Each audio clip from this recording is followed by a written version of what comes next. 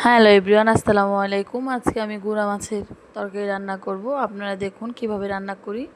আমি মাখিয়ে তরকারিটা রান্না করব। কে কে গুঁড়া মাছ মাখিয়ে রান্না করেন? মাখিয়ে রান্না করলে ভালো লাগে। তো আমি পেঁয়াজ, রসুন, কাঁচামরিচ, আদা রসুন বাটা, অল্প পরিমাণ মরিচের গুঁড়ো, হলুদ, সস দিয়ে আমি ভালোভাবে মাখিয়ে নিচ্ছি। আমি মরিচের গুঁড়ো কম দিয়েছি কারণ অনেকগুলো কাঁচামরিচ দিয়েছি।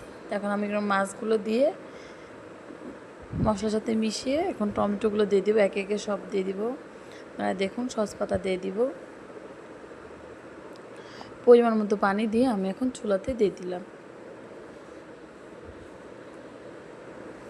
গুঁড়া মাছ তরকারি আমার অনেক ভালো লাগে। কে কে গুঁড়া মাছ তরকারি পছন্দ করেন আমাকে কিন্তু অবশ্যই কমেন্টে জানাবেন। আমার কাছে অনেক ভালো লাগে। তারা দেখুন